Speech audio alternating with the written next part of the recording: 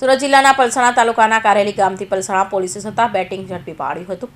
એક કાયદાના સંઘર્ષમાં આવેલા કિશોર મળી કુલ 10ને ઝડપી પાડવામાં આવ્યા હતા. સાથે 8.31 લાખનો મુદ્દામાલ પણ જપ્ત કરાયો હતો.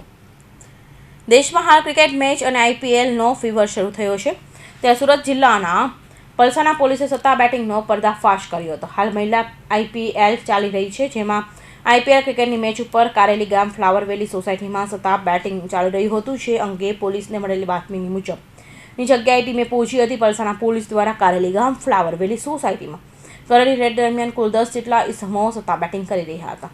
તમામ ઓનલાઈન સટ્ટો રમવા માટે મોબાઈલ, લેપટોપ તેમજ સોફ્ટવેર વડે સુરતની બેંકોમાં ખોટા નામની કંપનીનું એકાઉન્ટ ખોલ્યું હતું અને કંપનીઓના એટીએમ પૂરા પાડીને દિલ્હી કેપિટલ તેમજ રોયલ ચેલેન્જરો બેંગ્લોર વચ્ચે ચાલી રહેલી મહિલા આઈપીએલની મેચ ઉપર ઓનલાઈન સટ્ટો રમી રહ્યા હતા. માત્ર ક્રિકેટ જ નહીં, પરંતુ વિવિધ વેબસાઇટ ઉપર 16 જેટલી રમતો રમતા પર સટ્ટો રમાડતી હોવાની હકીકત બહાર આવી હતી. પલસાણા પોલીસ સ્ટેશનની ટીમ જ્યારે કોમ્બિંગમાં હતી એ દરમિયાન 10 માર્ચ 2024ના દિવસે પલસાણા પોલીસ સ્ટેશનના હેડ કોન્સ્ટેબલ મેરુભાઈ રમેશભાઈને બાતમી મળેલ હતી કે અત્યારે જે વિમેન્સ T20 આઈપીએલ ચાલી રહેલી છે એનો મોટા પાયે સટ્ટો ફ્લાવર વેલી સોસાયટીના મકાન નંબર 36 અને 37માં ઇન્ટરનેશનલે રમાતો ક્રિકેટનો સટ્ટો ચાલી રહ્યો છે, જેમાં પોલીસે રેડ કરતા 10 આરોપીને પકડેલા છે.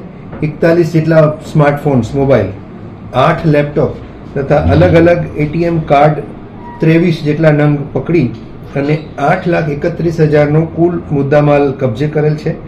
તથા આ તમામ જે વોટ્સએપ મેસેજીસમાં અને હિસાબ માટે મૂકેલા ચોપડાઓમાં લગભગ 20 કરોડ જેટલાનું ટ્રાન્ઝેક્શન 1 જાન્યુઆરી 2024થી થયું હોય એ હકીકત સામે આવેલી છે.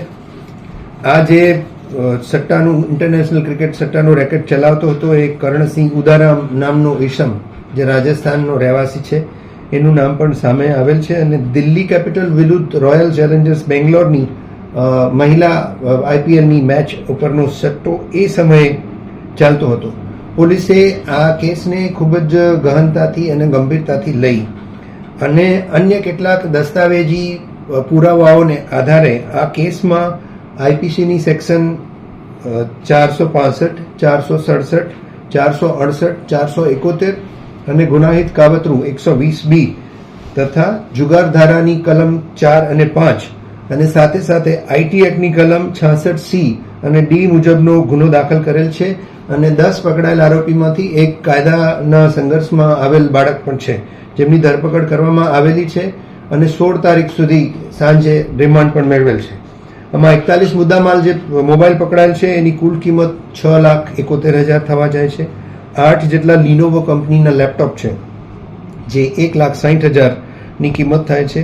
એટીએમ કાર્ડ તથા લખાણવાળા 2 ચોપડા મળી એમ કુલ મળી અને 8,31,000 નો મુદ્દામાલ પોલીસે કબજે કરેલ છે. પકડાયેલા આરોપીઓ મોટાભાગના રાજસ્થાનના છે, 2 પંજાબના છે. દુધારામ મેઘારામ ચૌધરી એ હાલ પલસાણા રહે છે પણ મૂળ બાડમેરના છે.